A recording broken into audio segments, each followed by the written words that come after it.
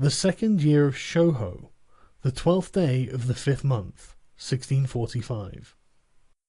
The Fire Book.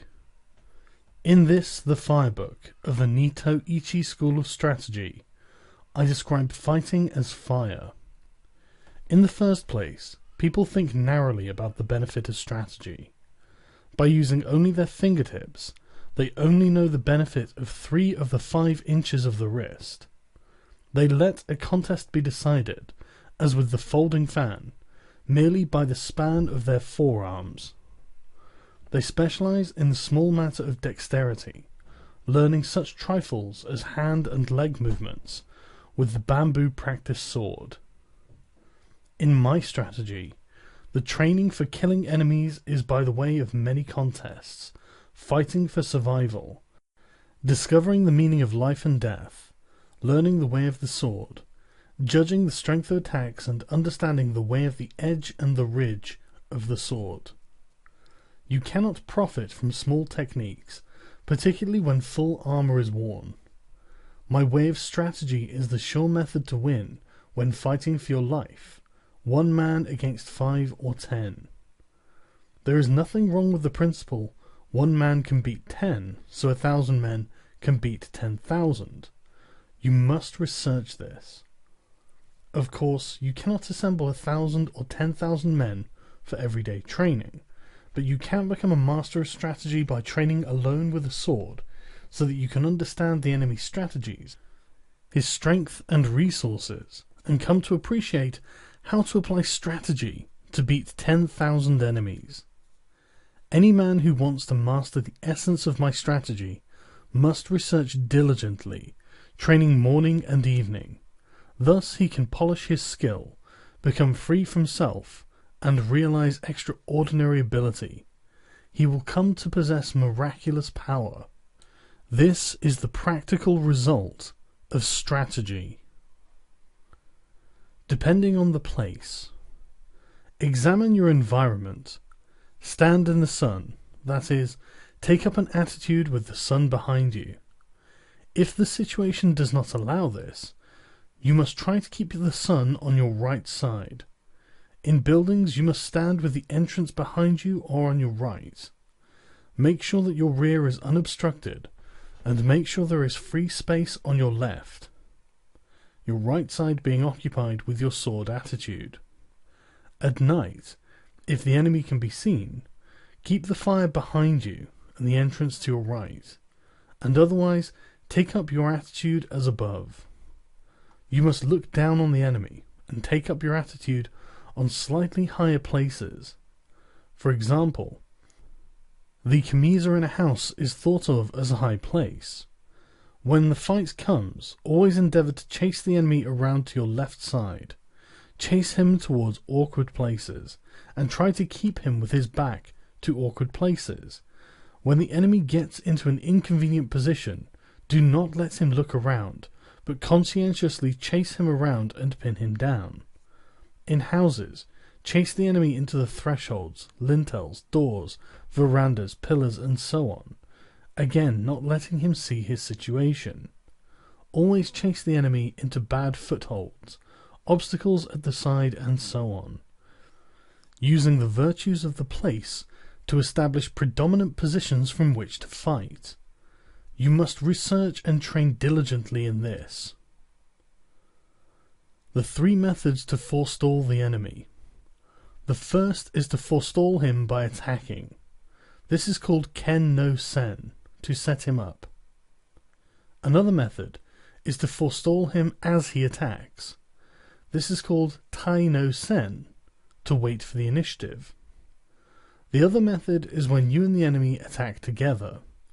This is called Tai Tai no Sen, to accompany him and forestall him. There are no methods of taking the lead other than these 3, because you can win quickly by taking the lead. It is one of the most important things in strategy. There are several things involved in taking the lead. You must make the best of the situation, see through the enemy's spirit, so that you grasp his strategy and defeat him. It is impossible to write about this in detail. The first Ken no Sen, When you decide to attack, keep calm and dash in quickly, forestalling the enemy, or you can advance seemingly strongly, but with a reserved spirit, forestalling him with the reserve. Alternately, advance with as strong a spirit as possible, and when you reach the enemy, move with your feet a little quicker than normal, unsettling him and overwhelming him sharply. Or, with your spirit calm, attack with a feeling of constantly crushing the enemy, from first to last. The spirit is to win in the depths of the enemy. These are all Ken no Sen. The second Tai no Sen. When the enemy attacks, remain undisturbed but feign weakness. As the enemy reaches you, suddenly move away, indicating that you intend to jump aside, then dash in, attacking strongly as soon as you see the enemy relax. This is one way. Or, as the enemy attacks, attack more strongly, taking advantage of the resulting disorder in his timing to win. This is the Tai no Sen principle. The third Tai no Sen. When the enemy makes a quick attack, you must attack him strongly and calmly. Aim for his weak point as he draws near, and strongly defeat him. Or, if the enemy attacks calmly, you must observe his movement and, with your body floating, join in with his movements as he draws near. Move quickly and cut him strongly. This is Tai no Sen. These things cannot be clearly explained in words. You must research what is written here. In these three ways of forestalling, you must judge the situation. This does not mean that you always attack first, but if the enemy attacks first, you can lead him around. In strategy, you have effectively won when you forestall the enemy, so you must train well to attain this. To hold down a pillow. To hold down a pillow means not allowing the enemy's head to rise. In contests of strategy, it is bad to be led about by the enemy. You must always be able to lead the enemy about. Obviously, the enemy will also be thinking of doing this, but he cannot forestall you if you do not allow him to come out. In strategy, you must stop the enemy as he attempts to cut. You must push down his thrust and throw off his hold when he tries to grapple. This is the meaning of to hold down a pillow. When you have grasped this principle, whatever the enemy tries to bring about in the fight, you will see in advance and suppress it. The spirit is to check his attack at the syllable at, when he jumps to check his advance at the syllable ju, and check his cut at ku. The important thing in strategy is to suppress the enemy's useful actions, but allow his useless actions. However, doing this alone is defensive. First you must act according to the way, suppress the enemy's techniques, foiling his plans, and thence command him directly. When you can do this, you will be a master of strategy. You must train well and research holding down a pillow. Crossing at a ford. Crossing at a ford means, for example, crossing the sea at a strait, or crossing over at 100 miles of broad sea at a crossing place. I believe this crossing at a ford occurs often in a man's lifetime.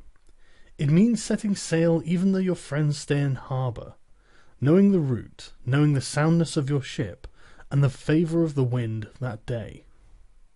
When the conditions are all met, and there is perhaps a favourable wind or a tailwind, then set sail. If the wind changes within a few miles of your destination, you must row across the remaining distance without sail. If you attain this spirit, it applies to everyday life. You must always think of crossing at a ford. In strategy, it is also important to cross at a ford. Discern the enemy's capability and, knowing your own strong points, cross the ford at the advantageous place, as a good captain crosses a sea route. If you succeed in crossing at the best place, you may take your ease. To cross at a ford means to attack at the enemy's weak point, and put yourself in an advantageous position. This is how to win in large-scale strategy. The spirit of crossing at a ford is necessary in both large and small-scale strategy. You must research this well. To know the times. To know the times means to know the enemy's disposition in battle. Is it flourishing or waning? By observing the spirit of the enemy's men and getting the best position, you can work out the enemy's disposition and move your men accordingly. You can win through this principle of strategy, fighting from a position of advantage. When in a duel, you must forestall the enemy and attack when you have first recognized his school of strategy, perceived his quality and his strong and weak points. Attack in an unsuspected manner, knowing his meter and modulation, and the appropriate timing. Knowing the times means, if your ability is high, seeing right into things. If you are thoroughly conversant with strategy, you will recognize the enemy's intentions, and thus have many opportunities to win. You must sufficiently study this. To tread down the sword. To tread down the sword is a principle often used in strategy. First in large-scale strategy, when the enemy first discharges bows and guns, and then attacks. It is difficult for us to attack if we are busy loading powder into our guns or notching our arrows. The spirit is to attack quickly, while the enemy is still shooting with bows or guns. The spirit is to win by treading down as we receive the enemy's attack. In single combat, we cannot get a decisive victory by cutting, with a T-dum feeling. In the wake of the enemy's attacking longsword, we must defeat him at the start of his attack, in the spirit of treading him down with the feet, so that he cannot rise again to the attack. Treading does not simply mean treading with the feet. Tread with the body, tread with the spirit, and of course, tread and cut with the longsword. You must achieve the spirit of not allowing the enemy to attack a second time. This is the spirit of forestalling in every sense. Once at the enemy, you should aspire not just to strike him, but to cling after the attack. You must study this deeply. To know collapse. Everything can collapse. Houses, bodies, and enemies collapse when their rhythm becomes deranged. In large-scale strategy, when the enemy starts to collapse, you must pursue him without letting the chance go. If you fail to take advantage of your enemy's collapse, they may recover. In single combat, the enemy sometimes loses timing and collapses. If you let this opportunity pass, he may recover, and not be so negligent thereafter. Fix your eye on the enemy's collapse, and chase him, attacking so that you do not let him recover. You must do this. The chasing attack is with a strong spirit. You must understand utterly how to cut down the enemy. To become the enemy. To become the enemy means think yourself into the enemy's position. In the world, people tend to think of a robber trapped in a house as a fortified enemy. However, if we think of becoming the enemy, we feel that the whole world is against us, and there is no escape. He who is shut inside is a pheasant. He who enters to arrest is a hawk. You must appreciate this. In large-scale strategy, people are always under the impression that the enemy is strong, and so tend to become cautious. But if you have good soldiers, and if you understand the principles of strategy, and if you know how to beat the enemy, there is nothing to worry about. In single combat, also, you must put yourself in the enemy's position. If you think, here is a master of the way, who knows the principles of strategy, then you will surely lose. You must consider this deeply. To release four hands. To release four hands is used when you and the enemy are contending with the same spirit, and the issue cannot be decided. Abandon this spirit and win through an alternative resource. In large-scale strategy, when there is a four hands spirit, do not give up. It is man's existence. Immediately throw away this spirit and win with a technique the enemy does not expect. In single combat also, when we think we have fallen into the four hands situation, we must defeat the enemy by changing our mind and applying a suitable technique according to his condition. You must be able to judge this. To move the shade. To move the shade is used when you cannot see the enemy's spirit. In large-scale strategy, when you cannot see the enemy's position, indicate that you are about to attack strongly to discover his resources. It is easy then to defeat him with a different method once you see his resources. In single combat, if the enemy takes up a rear or side attitude of the longsword so that you cannot see his intention, make a feint attack, and the enemy will show his longsword, thinking he sees your spirit. Benefiting from what you are shown, you can win with certainty. If you are negligent, you will miss the timing. Research this well. To hold down a shadow. Holding down a shadow is used when you can see the enemy's attacking spirit. In large-scale strategy, when the enemy embarks on an attack, if you make a show of strongly suppressing his technique, he will change his mind. Then, altering your spirit, defeat him by forestalling him with a void spirit. Or, in single combat, hold down the enemy's strong intention with suitable timing, and defeat him by forestalling him with this timing. You must study this well. To pass on. Many things are said to be passed on. Sleepiness can be passed on, and yawning can be passed on. Time can also be passed on. In large-scale strategy, when the enemy is agitated and shows an inclination to rush, do not mind in the least. Make a complete show of calmness, and the enemy will be taken by this and become relaxed. When you see that this spirit has been passed on, you can bring about the enemy's defeat by attacking strongly with a void spirit. In single combat, you can win by relaxing your body and spirit, then, catching on the moment the enemy relaxes, attack strongly and quickly, forestalling him. What is known as getting someone drunk is similar to this. You can also infect the enemy with a bored, careless, or weak spirit. You must study this well. To cause a loss of balance. Many things can cause a loss of balance. One cause is danger, another is hardship, and another is surprise. You must research this. In large-scale strategy, it is important to cause a loss of balance. Attack without warning, where the enemy is not expecting it. While his spirit is undecided, follow up your advantage and, having the lead, defeat him.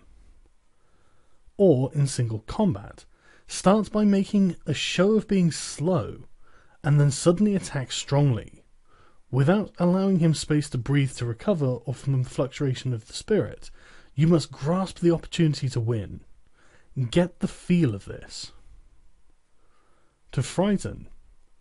Fright often occurs, caused by the unexpected. In large-scale strategy, you can frighten the enemy not by what you present to their eyes, but by shouting, by making a small force seem large, or by threatening them from the flank without warning. All of these things frighten. You can win by making best use of the enemy's frightened rhythm. In single combat, also, you must use the advantage of taking the enemy unawares by frightening him with your body, longsword, or voice to defeat him. You should research this well. To soak in. When you have come to grips and are striving together with the enemy, and you realize that you cannot advance, you soak in and become one with the enemy. You can win by applying a suitable technique while you are mutually entangled. In battles involving large numbers, as well as in fights with small numbers, you can often win decisively with the advantage of knowing how to soak into the enemy, whereas when you draw apart, you would lose the chance to win. Research this well. To injure the corners. It is difficult to move strong things by pushing directly, so you should injure the corners. In large-scale strategy, it is beneficial to strike at the corners of an enemy's force.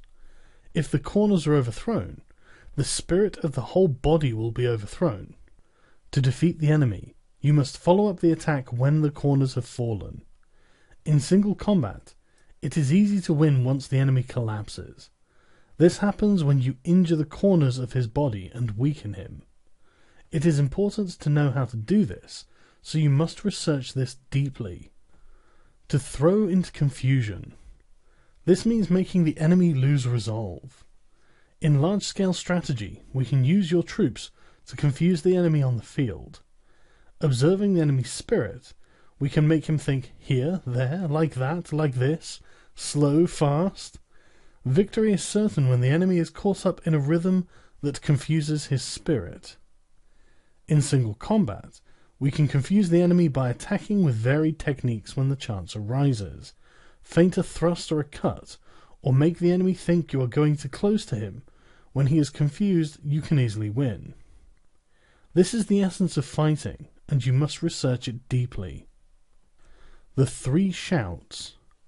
The three shouts are divided thus: before, during, and after. Shout according to the situation. The voice is a thing of life. We shout against fires and so on, against the wind and the waves. The voice shows energy. In large-scale strategy, at the start of the battle, we shout as loudly as possible. During the fight, the voice is low-pitched, shouting out as we attack. After the contest, we shout in the wake of our victory. These are the three shouts. In single combat, we make as if to cut and shout "Ay!" at the same time to disturb the enemy. Then in the wake of our shout, we cut with the longsword. We shout after we have cut down the enemy. This is to announce victory. This is called sen go no ko, before and after voice. We do not shout simultaneously with flourishing the longsword. We shout during the fight to get into rhythm. Research this deeply. To mingle. In battles, when the armies are in confrontation, attack the enemy's strong points, and when you see that they are beaten back, quickly separate and attack yet another strong point on the periphery of his force. The spirit of this is like a winding mountain path. This is an important fighting method for one man against many. Strike down the enemies in one quarter or drive them back, then grasp the timing and attack further strong points to the right and left, as if on a winding mountain path, weighing up the enemy's disposition. When you know the enemy's level, attack strongly, with no trace of retreating spirit. In single combat too, use this spirit with the enemy's strong points. What is meant by mingling is the spirit of advancing and becoming engaged with the enemy and not withdrawing even one step. You must understand this. To crush. This means to crush an enemy regarding him as being weak. In large-scale strategy, when we see that the enemy has few men, or if he has many men but his spirit is weak and disordered, we must knock the hat over his eyes, crushing him utterly. If we crush him lightly, he may recover. You must learn the spirit of crushing as if with a hand grip. In single combat, if the enemy is less skillful than yourself, if his rhythm is disorganized, or if he has fallen into evasive or retreating attitudes, we must crush him straight away, with no concern for his presence, without allowing him space to breathe. It is essential that you crush him all at once. The primary thing is to not let him recover his position, even a little. You must research this deeply. The mountain sea change.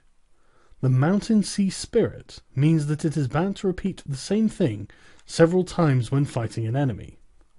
There may be no help but to do something twice, but do not try it a third time.